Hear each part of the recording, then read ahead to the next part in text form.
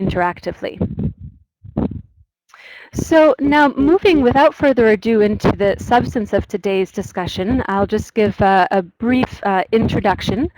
So as all of you know, we're looking today at the issue of migrants and crises, with the idea that in crisis situations around the world, it's been put forward that the humanitarian community globally needs to be more effective in preparing for and responding to the particular circumstances of migrants who find themselves affected by or trapped in crises, and also potentially looking for opportunities to leverage the resourcefulness or the networks of migrants in these situations, while of course preserving their rights.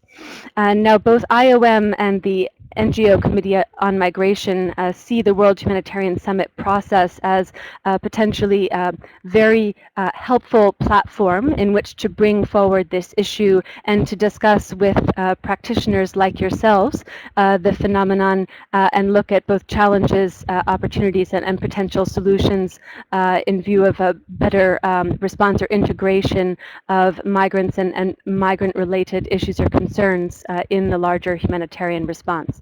So the purpose of today's event is multi-fold. It's to stimulate discussion, to raise awareness of the issue, and also to provide an impetus for action in this area. So very glad that we've had such a tremendous interest in the issue, and very happy to have you all with us today. So the structure of the event is first we'll invite two guest speakers to make brief presentations, and then we'll move to a combined Q&A over audio with our two guests, while at the same time continuing to pose poll questions, both multiple choice and open response, to our participants. So it will be a very dynamic experience, we hope, and encourage you all to participate in whichever or how many of the streams, the chat, the polls, and of course engaging in listening to the audio discussion as you wish. So I'd like to first provide a very warm welcome to Mohammed Abdul, who is serving currently as the Director of the Department of Operations and Emergencies at the headquarters here in Geneva of the International Organization for Migration, IOM. Mr. Abdul's department leads the response and coordination of all humanitarian and post-crisis efforts of the organization, including movements operations and the Ebola response program. He also serves as the focal point for IOM's humanitarian coordination with partners, including at the working groups of the IASC, the Interagency Standing Committee. In his professional history, Mr. Abdul has accumulated over 19 years of field experience on a range of migration issues in both crisis and post-crisis settings for IOM. This includes serving as Chief of Mission in Sri Lanka, from 2007 to 2010, also as the Chief of Mission in Zimbabwe before that, as well as covering the return and resettlement of refugees for IOM offices in Ethiopia, Kenya, and West Africa. And he's also focused extensively on IOM's disarmament, demobilization, and reintegration programming. We're also very pleased to welcome today a second guest speaker, John Bingham, who is the head of policy with the International Catholic Migration Commission, the ICMC. Beginning at the end of 2010 and through 2017, Mr. Bingham and the ICMC are taking a leading role in coordinating civil activities in the framework of the Global Forum on Migration and Development. In 2013, Mr. Bingham and the ICMC coordinated civil society within the processes of that year's high-level dialogue on international migration and development in the UN General Assembly. Before joining ICMC, and I won't go into the full history of his professional background, but I will note that before joining the ICMC in 2005, Mr. Bingham worked for a number of years for the Catholic Charities in New York, where he was Director of Immigrant and Refugee Services and later Capital Projects and Law, and also served during that time as chair of the board of the New York Immigration Coalition, an advocacy network of 180 members member organizations. So a warm welcome to both of you on this very warm day in Geneva. We're very pleased to have you with us and to get us started with this conversation. We've had a number of questions and comments already coming in, already raised by participants, and I know through our discussions with both of you prior to today's event that you both have some very interesting and very helpful points and framing inputs to share. So we're very pleased to welcome you both, and I'll now give the floor to Mr. Abdul.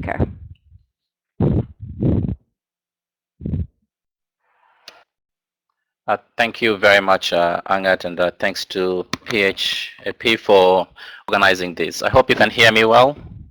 Yes, we hear you very well. Okay, thank you.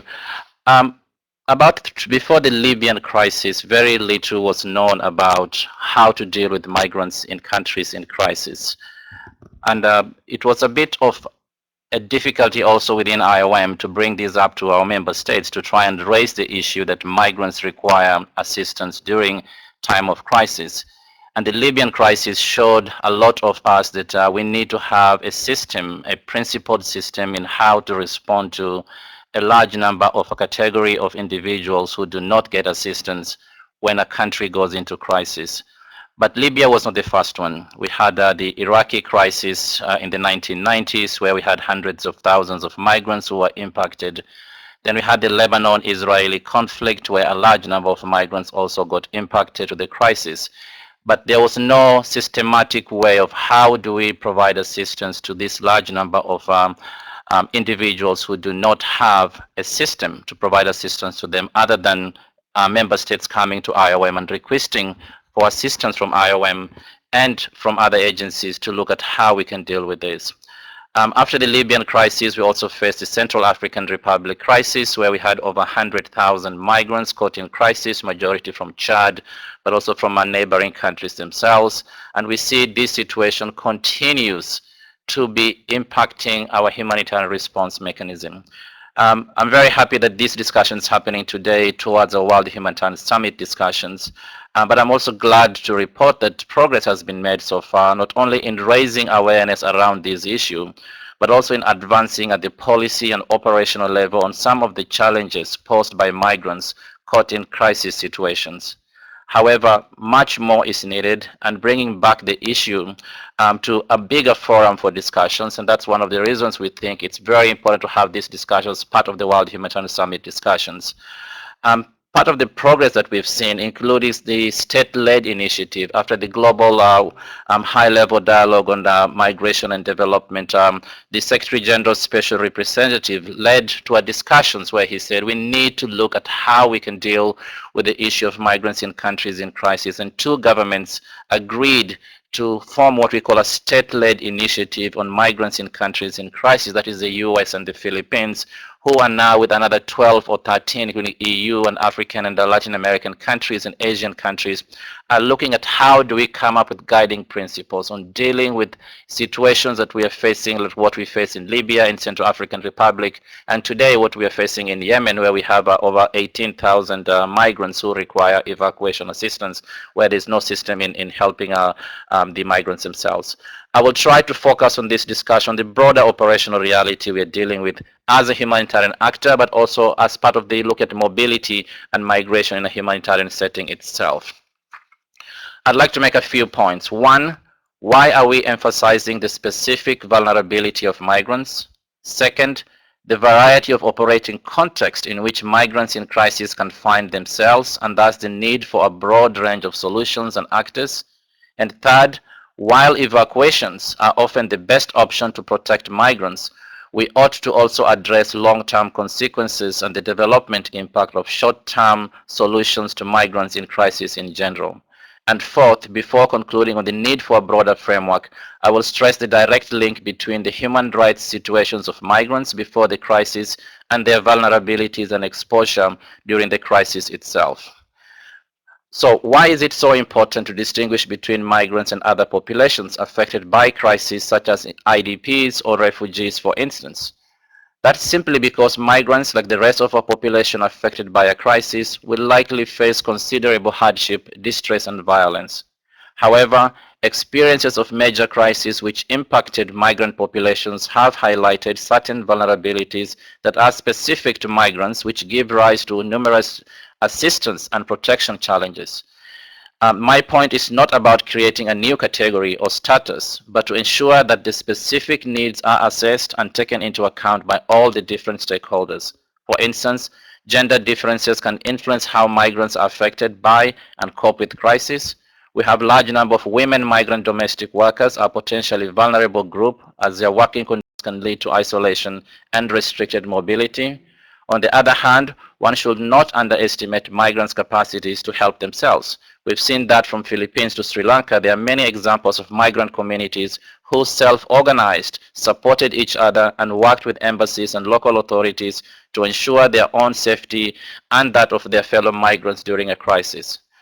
As a matter of fact, there are many scenarios under which migrants can be caught in a crisis situation. Each requires a different analysis and response.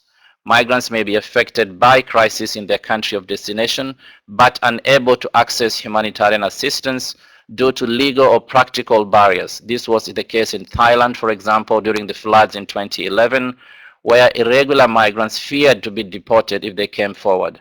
It led to a joint work with the government and the Red Cross to find ways to ensure that these migrants will access humanitarian assistance.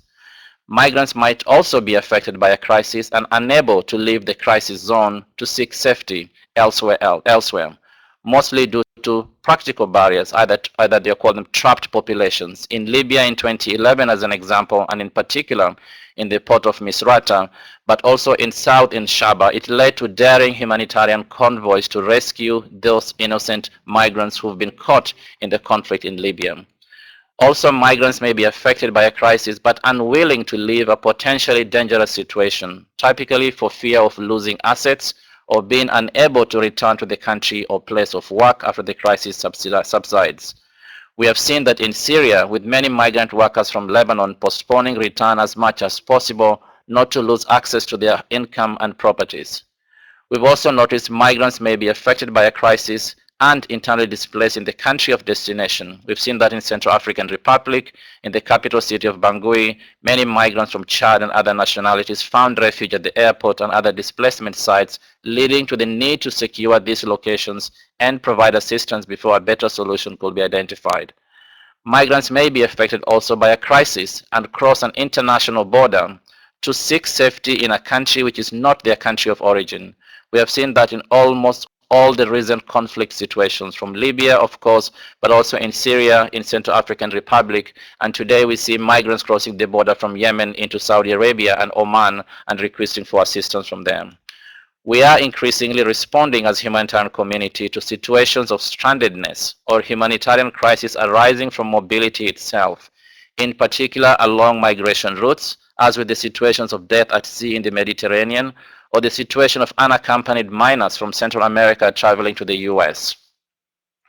Confronted with such a complex operational setup, there is not one solution, and there is not just one stakeholder. In fact, there are different strategies to reach out to migrants during a crisis. Practically, our objective is to ensure that migrants, whatever situation they find themselves into, don't fall through the cracks of international response system. For this reason, we've continued to call for strengthening humanitarian response in looking at the situation of migrants. We've had dedicated discussions with our key partners, including OCHA in particular, but also UNHCR, ICRC, and NGO partners, including faith-based organizations, on how we can ensure that migrants' needs and humanitarian crises are taken into account. I'm very happy to report that this was discussed very recently at the latest Interagency Standing Committee Principles meeting, and the humanitarian community is now coming to grasp with the reality of migrants caught in countries in crisis. As part of these discussions, evacuations and return home is often the most visible part of an operation in helping migrants in crisis situations. In IOM, we are working on enhancing cooperation in complex evacuation operations. Evacuations are complex operations necessitating the coordination of transport and logistical aspects, facilitation of travel documents in cooperation with the consular authorities, identification of suitable solutions for particularly vulnerable cases, travel health services, management of luggage and other assets, just to name a few. It requires coordination among states, among international organizations and other actors such as civil and military carriers, border officials, and embassy officials of foreign ministries, both at the place of departure, transit, and destination. For many states, we do not have necessarily capacity or resources for such large-scale operations. They can count on the support of IOM, and in Libya, it was a joint effort between IOM and UNHCR in providing migration assistance and protection, for instance, through providing MOUs. We have, for example, a clear MOU with South Korea, where South Korea has asked IOM, anytime we have a problem in a country in crisis, IOM will be able to evacuate the citizens out of that country. And the South Korean government pays the bills automatically, and IOM knows that the assistance process comes up very quickly. But also, as I mentioned before, while evacuation and return to home country is sometimes inevitable to protect migrants caught in crisis situations, it does not come without consequences. Among those caught up in the fighting in Central African Republic are migrants, many of whom have lived in Central African Republic for a long time. They immediately miss their remittances back home. They have no connection to Chad because they've been away from Chad for 30 or 40 years themselves. But we see challenges continue once they return back home. Migrants may have been forced to leave behind their properties, jobs, and outstanding wages, facing unemployment, loss of income, and debt upon return. Additionally, migrants will have to cope with the distress experienced during the crisis and what many perceive as the shame of returning home to their families empty-handed.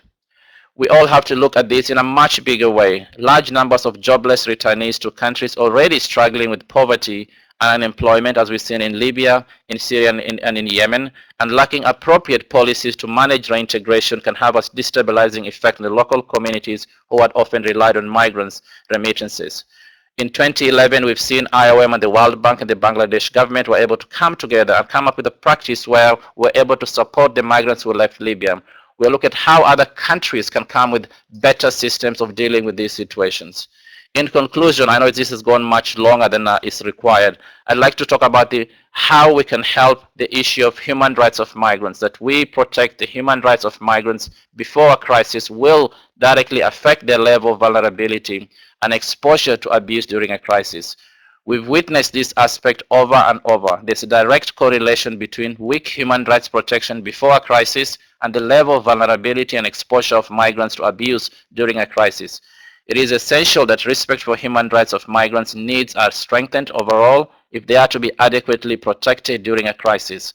Some of the most important steps include appropriate domestic legal frameworks, applying available international norms, and strong social protection.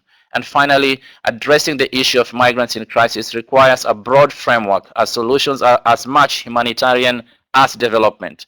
They require operational actors, but also the engagement of destination, transit, and origin countries, as well as many employers, migrant associations, and diaspora, to work together to factor migrant populations into crisis response. We've worked on this on the IOM side by developing what we call a migration crisis operational framework to look at all interrelated aspects of vulnerability of migrants and other vulnerable mobile populations. I think our objective is to ensure that while we do not discriminate between different populations in need of protection and assistance, we cater for migrants in need.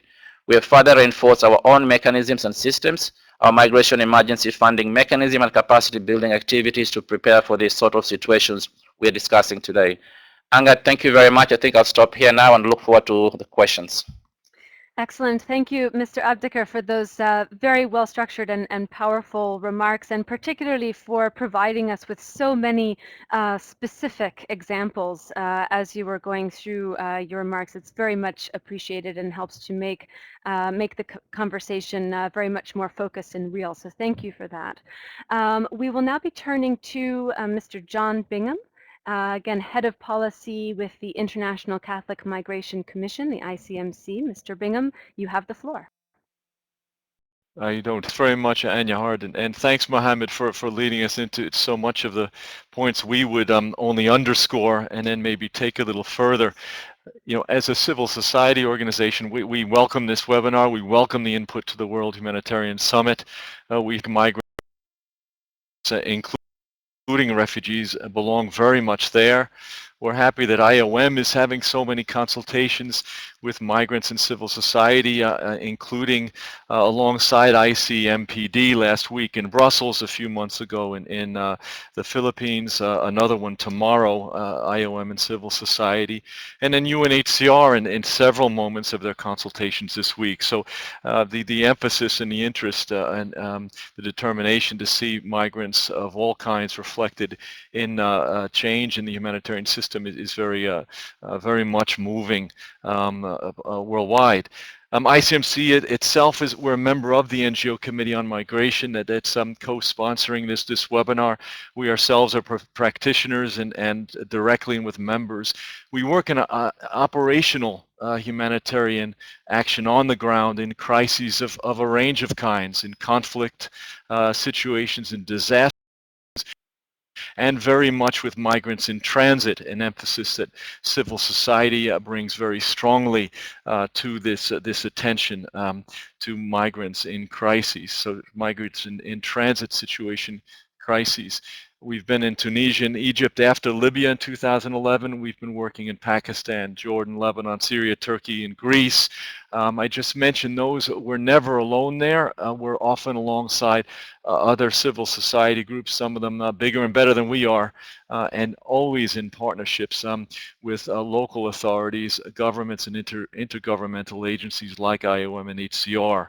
So we welcome this. We welcome it as a follow-up to Special Representative of the UN Secretary General Peter Sutherland's big impetus to get moving in a more systemic approach, as Mohammed put it, to humanitarian response to stranded migrants with really practical action and with a multi-actor engagement, including very much migrants, migrant diaspora, as well as other civil society.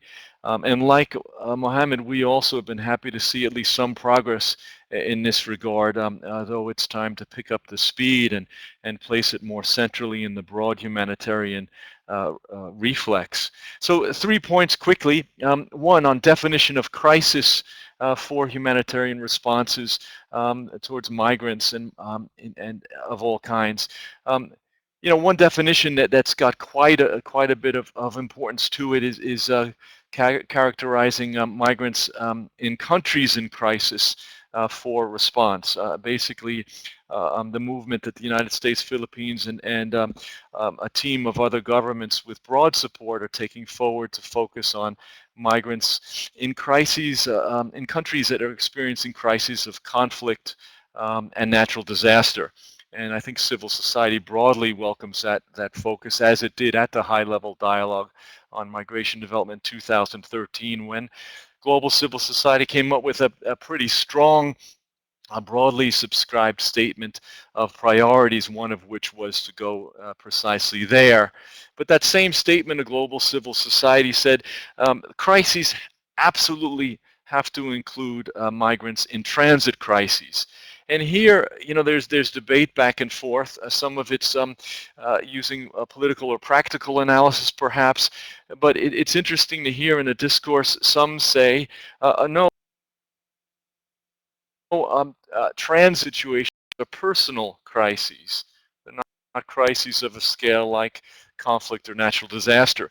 And yet what's odd is many of the same actors will often refer to the migrant situations across the Mediterranean Sea, across the Horn of Africa, in the Andaman Islands, Andaman Sea, up through the America land borders as crises also. And we think on the ground, civil society, including many of us migrants and refugees ourselves, we think those are very clearly crises of the same nature, with many of the same perils shared by so many migrants, it's hard to call it personal. The range of migrants or refugees and asylum seekers, the victims of trafficking and violence in transit, the victims of torture, the vulnerable women and children. They're huge numbers in mortal danger with high recorded deaths and disappearances. That certainly would meet any definition of crises and would certainly meet any urgency to respond with more systematic humanitarian action. action that responds in the best of humanitarian response with real rescue, needs first approaches, and then a differentiation among migrants to refer specific migrants to specific rights they have under international, regional, and other law, including widely ratified conventions referring to all of those specific populations I mentioned before, from refugees all the way to children. We find that case studies are of course instructive, whether it's disaster examples like Hurricane Katrina, the floods in Thailand, Fukushima, conflict, as Mohammed mentioned, so many, sadly, Libya and Lebanon and now Yemen, but transit also, the cases I've mentioned and the many more that civil society, migrants, refugees, governments and agencies are working on worldwide. So that's a definition of crisis, I think, perhaps before us. It's evolving, thank God, but we have all work to do together to make sure it evolves in the most practical and concrete ways towards people suffering in these crises. Second, the distinct vulnerabilities of migrants. I think here Mohammed did the perfect job of covering the range. I would just underscore that as we look at migrants in this action, we very much include refugees.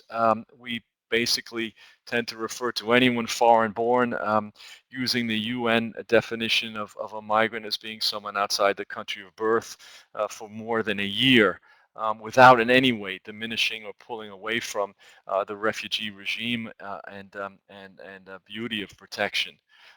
We always want to note that not all migrants are in crisis. It's important as we think about migrants as subjects and actors, with dignity and agency over all of these issues. Many of us on this call are migrants, for sure. We're not necessarily all vulnerable all the time, even as we recognize that many millions of migrants are vulnerable. We tend to think that access to rights makes the difference on vulnerability, and so we very much appreciate Mohammed and IOM and others underscoring that the greater rights and access to rights are real in ordinary times, the greater people have the ability to help themselves, whether migrants or anyone else, and participate in their own rescue and protection in times of crisis. So migrants, in crises, if they don't have rights in ordinary times, their situation is categorically worse in crisis times.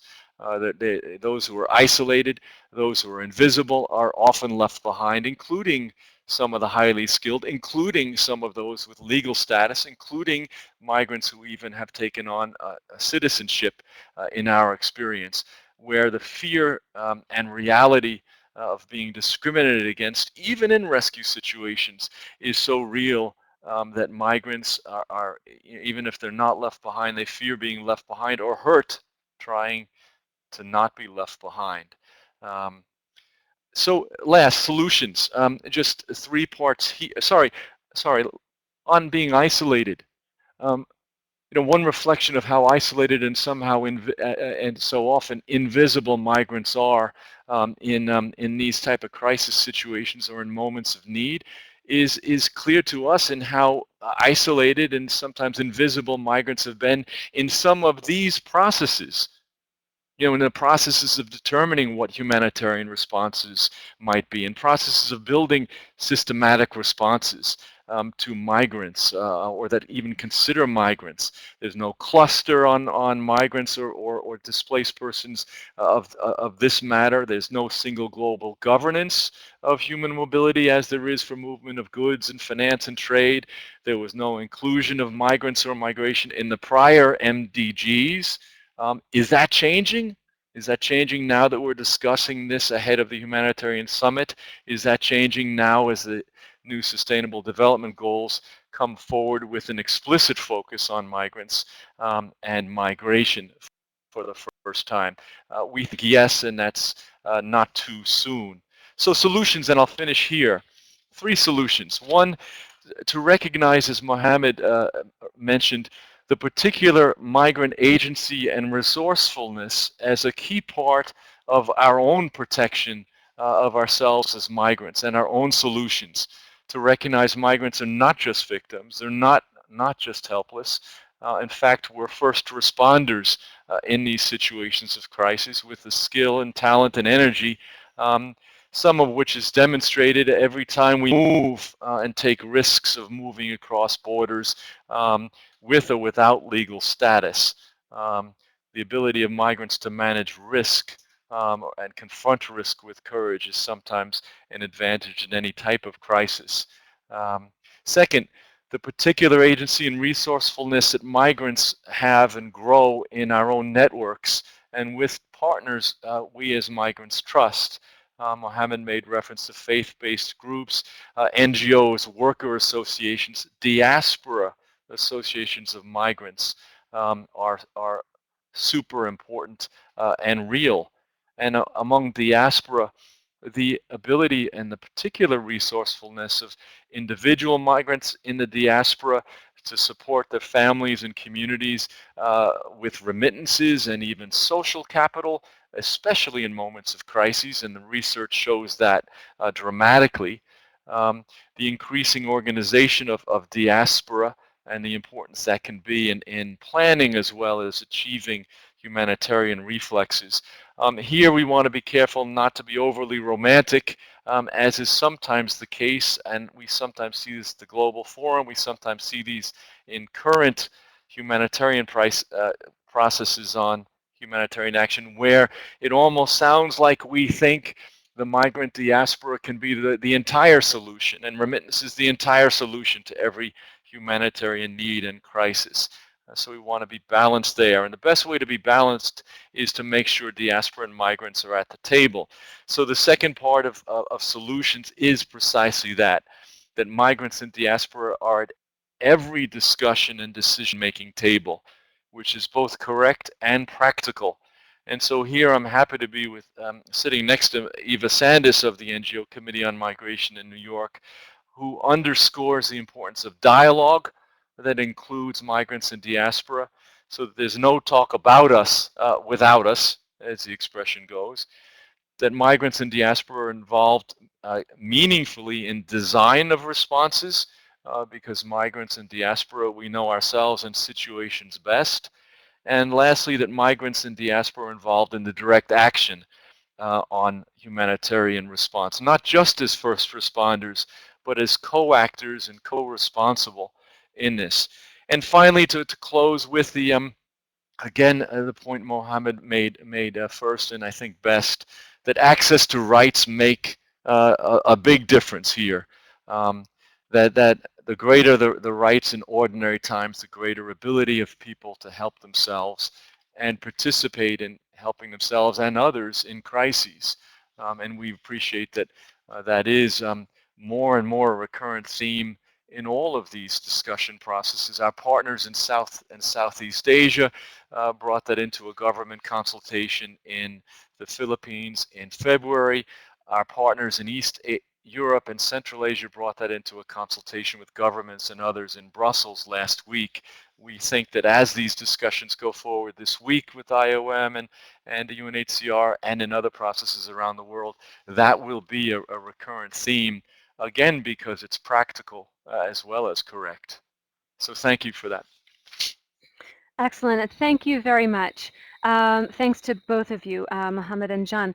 We have a number of questions coming in of a variety of different types. I think we're going to start with a couple of questions to clarify or to get your views looking at the international legal frameworks.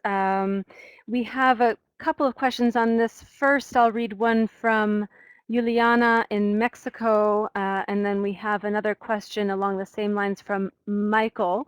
And I'll go first to, let's see, first to John and then to Mohammed. So the two questions are as follows and really along the same lines. So first from Juliana, do you believe that the existing international legal framework on refugees and asylum seekers is robust enough to respond to the existing migration crisis?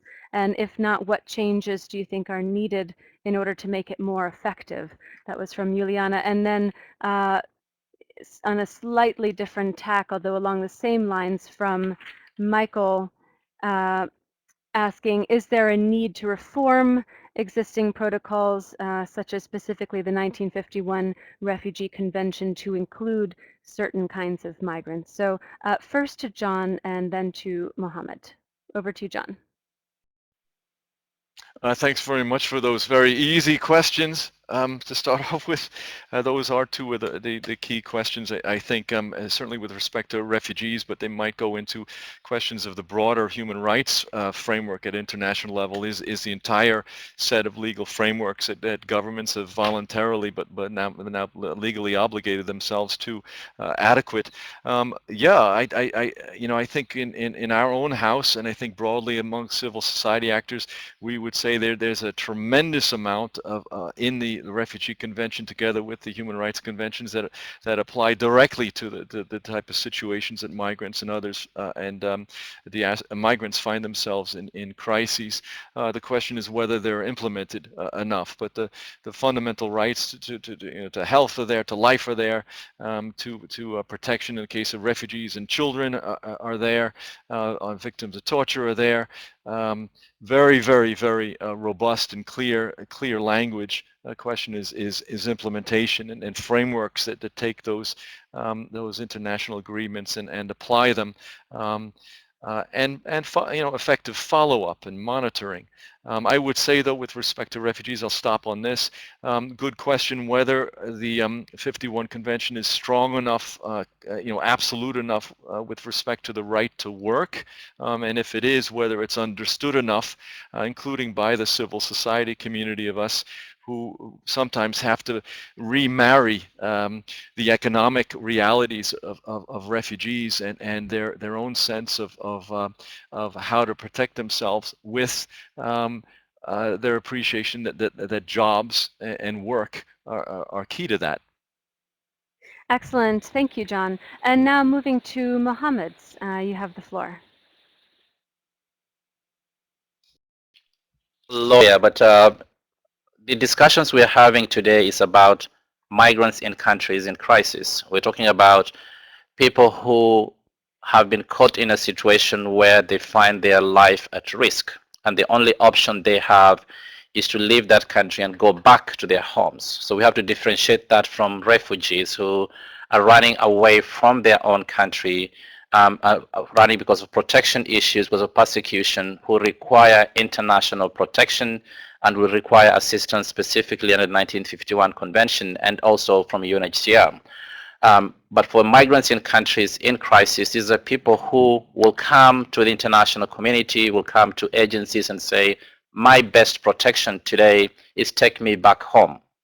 So the best protection you can give to them is move them from Yemen to Somalia, or move them from Yemen to Sudan, or from Yemen to the EU. We've had moving a large number of EU citizens who've been stranded in Yemen, or even American citizens, Africans and Asian citizens as well. So we need to differentiate between what category of migrants we're talking about. We're talking about the migrants who have a home to go back to. Yes, they've stayed in a country for 10 years, for 20 years, but they have a way to go back home and to continue to get protection mechanism from their countries. And one of the best protection mechanisms, as I've seen one person has written here, is ensuring that the governments concerned have enough good consular officials who are able to help their citizens.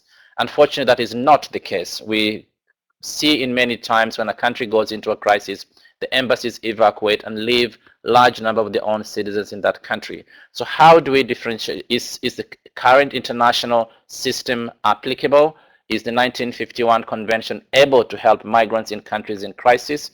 That is something we can debate today and we can debate tomorrow, but the reality is the migrants, the best protection mechanism for them is they will not go to a transit country. For Libya, for example, they went to Tunisia, and from Tunisia we're able to evacuate them 275,000.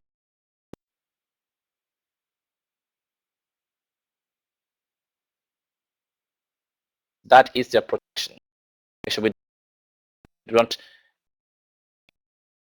1951 and how to look for durable solutions for them and migrants who have a place to go back to.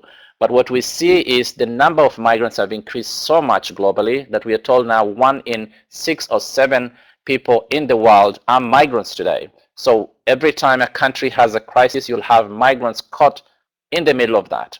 And you'll have migrants who are there legally, and you'll have majority of migrants who are there irregularly, which means they're not legal in that country, who are working underground and who require much more protection and assistance in how we're going to move them out. I think that's one of the reasons why, following the high-level dialogue on migration and development, the whole issue about, okay, how do we deal with this situation? Because governments have looked at, is there a mechanism within the international humanitarian system to look at this?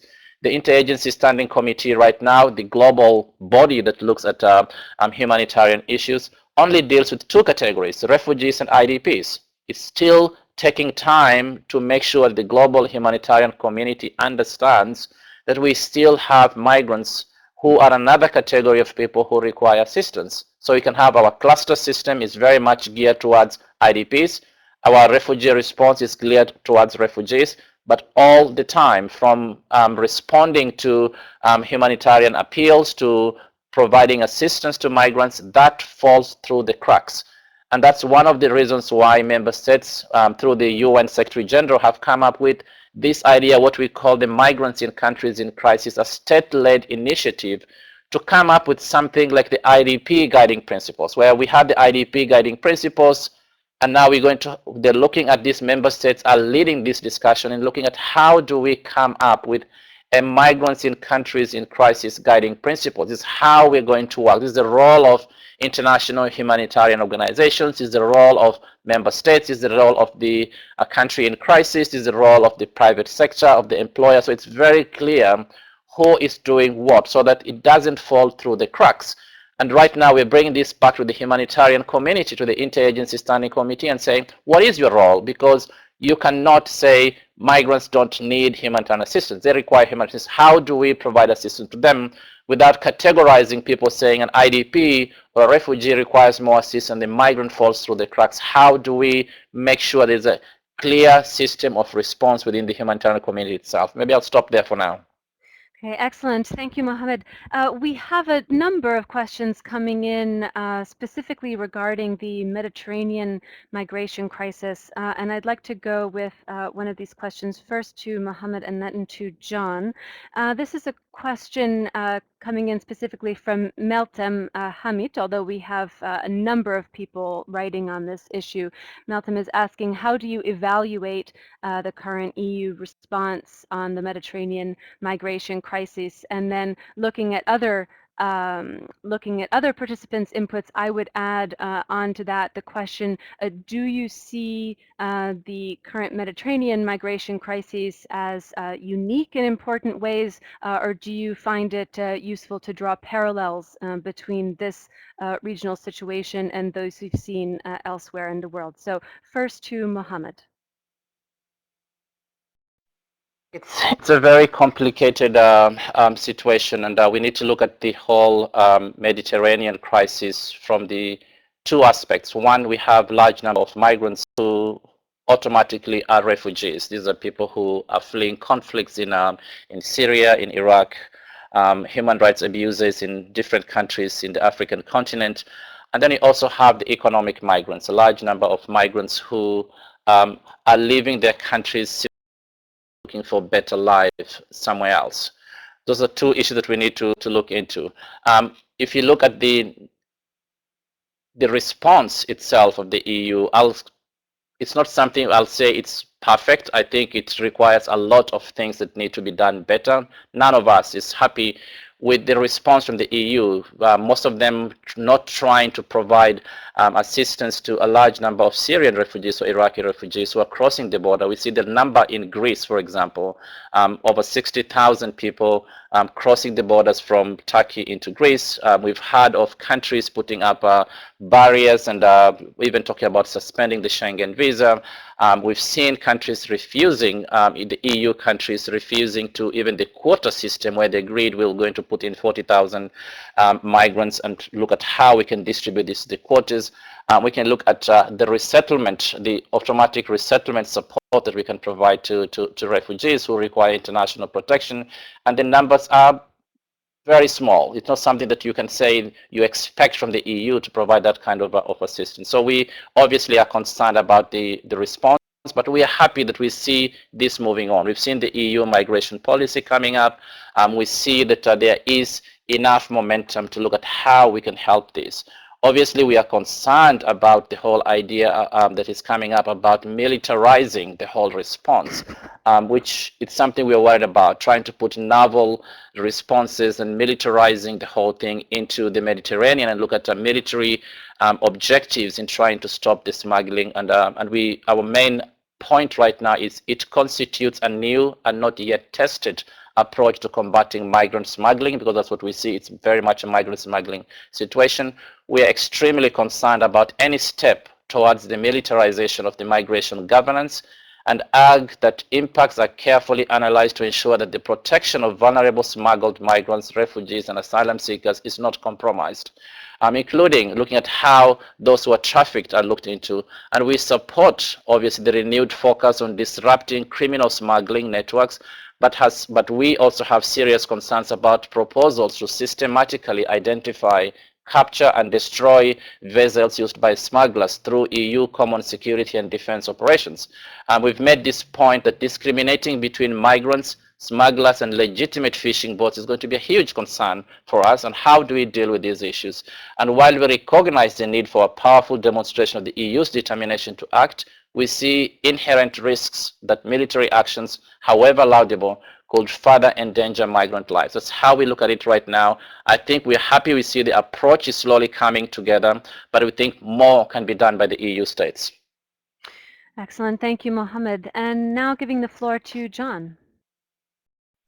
Thanks very much. Yeah, another easy question. Thanks very much. So yeah, well, Europe, like many other parts of the world, is trying to figure out what to do in response to numbers of migrants, including refugees, crossing borders irregularly, because there are no other options for them to move for protection, to save their own lives and their families.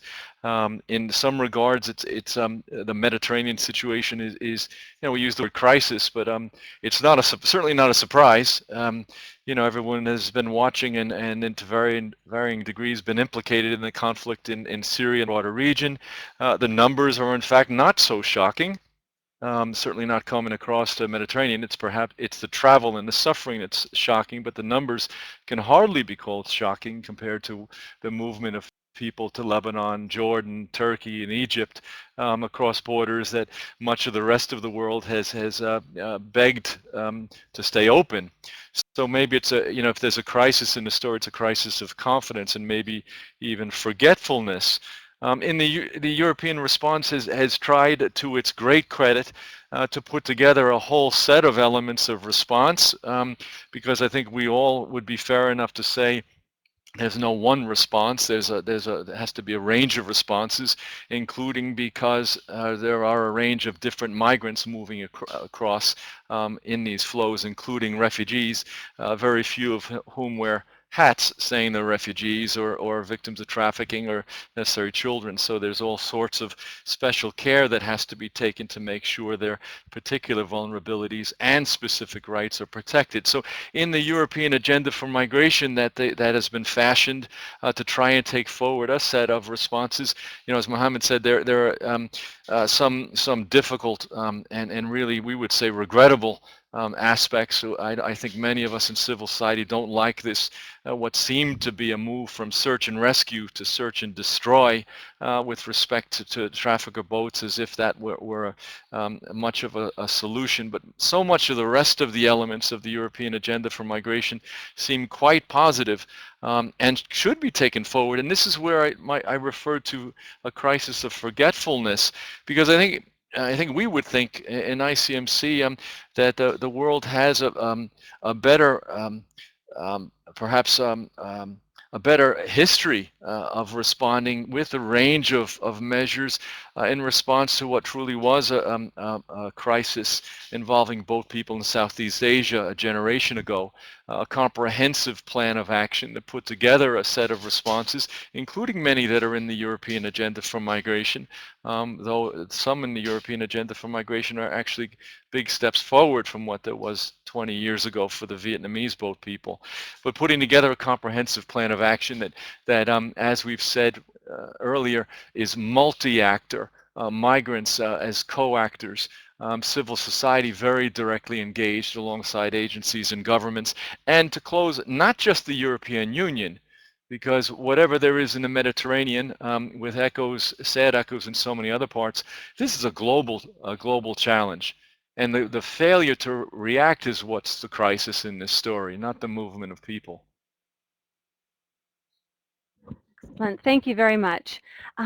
So it's remarkable to see, but unfortunately we're approaching very rapidly the end of our hour. It's been such a lively discussion, and I did want to highlight, looking at one of the previous polls, that the majority, the vast majority of those with us today participating in this virtual room also agree that the issue of migrants in crises should be higher on the agenda of the World Humanitarian Summit consultation process. So very glad to have this opportunity for discussion.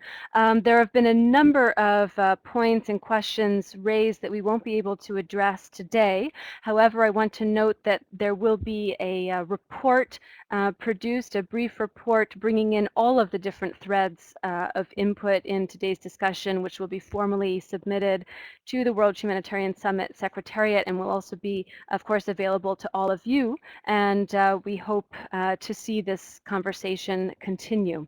So one additional question, one final question that I'll pose first to John, then to Mohammed, and my colleague will be simultaneously posing this question to the participants in the room. And John and Mohammed, if you would care to combine your response to this question with your closing remarks for the event, then we can wrap things up as we approach the hour.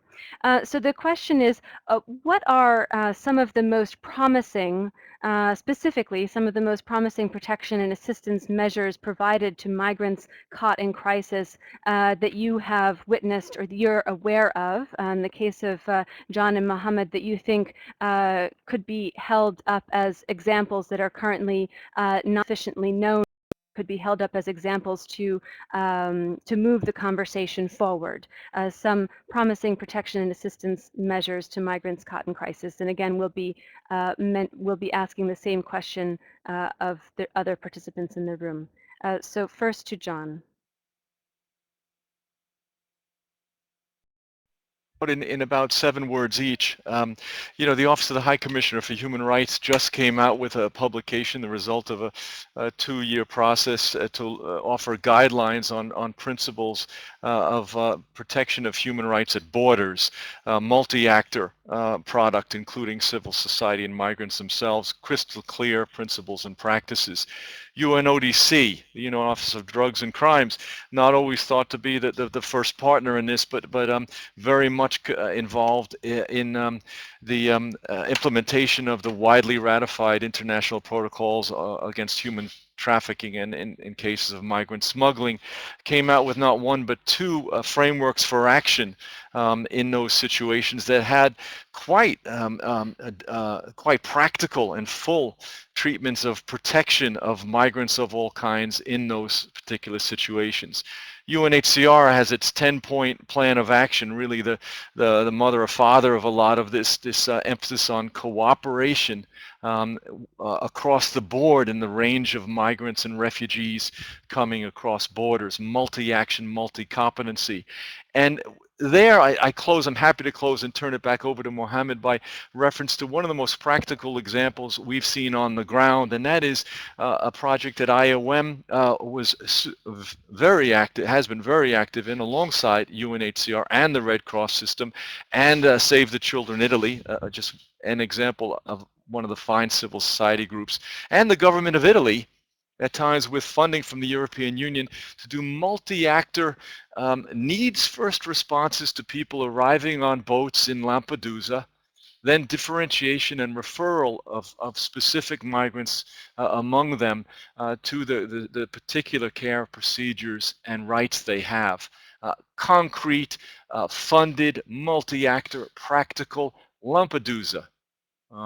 Deployment of expertise, that's the way to go with a much more systematic rather than ad hoc type of response. Excellent. Thank you so much, John, and thank you for being with us today. It's really been a pleasure to have you on the line. And now we will be turning the floor over to Mohammed. Mohammed, you have the floor. Thanks very much. I'll try again to strictly confine myself in talking only about migrants in countries in crisis and try to avoid mixing the whole refugees and IDPs and others into this discussion, because I think we need to make sure very clear that we're talking about migrants themselves who are caught in crisis situations. I think some of the protection measures that we've seen and continue to provide on a daily basis. We have an evacuation boat leaving the port of Hodeidah today. We have another flight leaving Sana'a tomorrow. We're talking about a large number of migrants from various countries who are being evacuated by IOM from Sana'a in Yemen by plane. So we have a plane landing in, and then you have a boat that is two boats getting out migrants in various ports in Yemen. So one of the protection areas, and clearly trying to help migrants who, because as soon as a country goes into a crisis, international airlines and the transportation system stops. So they're caught in a country where it's not their war, but they are in there. And we've seen in Yemen where 5 migrants were killed by a coalition bombings. We've seen a number of migrants who have been killed because they became part of the crossfire in the crisis itself. So part of the protection mechanism we need to provide for migrants is the evacuation itself. But majority of the migrants also, when they go back home, have nothing to show off, that because they've left everything they had has been destroyed in the country they come from. And I'm talking about countries in a conflict situation. So these are the same people who are providing remittances to their families at home. These are the same people who, when they get back home now, don't have any kind of support. So provision of reintegration assistance, how do we provide reintegration for them, becomes part of the key protection issues to provide the psychosocial support for such a migrant. Documentation becomes another bigger issue. How we've seen in Libya where migrants just cross the border. We've seen that a large number of the migrants now that we're bringing from Yemen to Djibouti by boat are coming there without any documentation. Either they don't have the passport, or 2, because of the conflict, they could not retrieve their passport, or it's lost. And how do you make sure that they have the right documentation? Because we cannot put any person on a plane or a boat without the country of origin agreeing that this person is our citizen. So documentation becomes a much bigger protection issue that needs to be provided. I think I've mentioned this earlier, but it's something that is coming now that I'm happy it's happening already. The whole issue that we're talking about, the migrants in countries in crisis, where IOM right now is the secretariat for the member states, working very closely with ICMPD and many other UNHCR and other governments as well, is to look at how do we come up with the clear guiding principles in dealing with this situation. It's all been very much ad hoc. We've been leading that discussion, but how do we ensure that there is a clearly internationally understood and agreed upon by member states themselves, countries in crisis, countries in transit, countries of origin, that we have a guiding principle is how we're going to help migrants themselves. We've seen a large number of unaccompanied minors simply because it's a conflict situation. You'll have parents and children divided. We've seen children crossing the border by themselves. We've seen a large number of trafficked girls and women coming out who've gone through serious human rights violations, being used as sex slaves in motels and hotels for a long time. And how do you deal with this? These are key serious protection issues, and the whole issue of our consular support. For the closing remarks, I think the most important thing for us right now is, as the number of migrants is increasing every day, I mentioned 1 to 7 people in the world right now is a migrant. How do we ensure that we have the right approaches to provide assistance to them? And how do we bring government, civil societies, the UN agencies, everyone else together to look at how to have better approaches in responding to a phenomena that is not new, but a phenomena that is increasingly going to be in our hands to deal with anytime we have a crisis. Thank you very much. Thank you very much to both of you, Mr. Mohammed Abdikar, Mr. John Bingham, for being with us today for this lively and important discussion. I'd also like to thank both IOM and the NGO Committee on Migration for being the co-sponsors of today's event and for doing an important part to put this on the agenda in the course of the World Humanitarian Summit consultation process. Thank you very much for that, and it's been our honor as PHAP to host this important discussion. So with that, we are unfortunately over time, so we'll have to close now today. But as I mentioned, there will be a report of today's discussion made available and officially submitted to the World Humanitarian Summit process, as well as a recording made available, and you'll receive an email about that within the next few hours. Again, today's event was part of a larger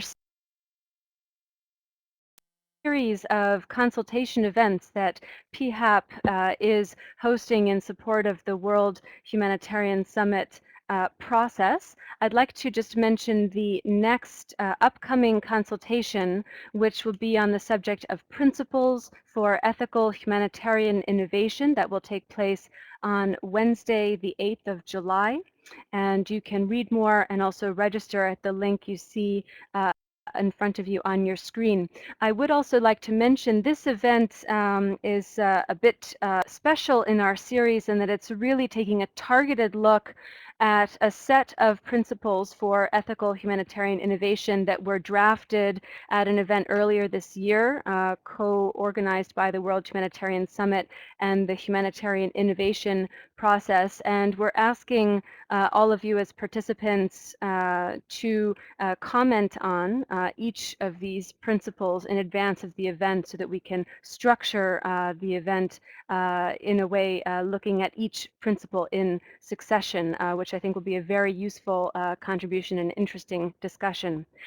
So thanks again to all of you for being here, and we look forward to your participation in a next online event with PHAP. This is Anne Lang signing off from Geneva and thanking the rest of our team here, particularly Marcus and Pedro, for their terrific work. Signing off, and until next time.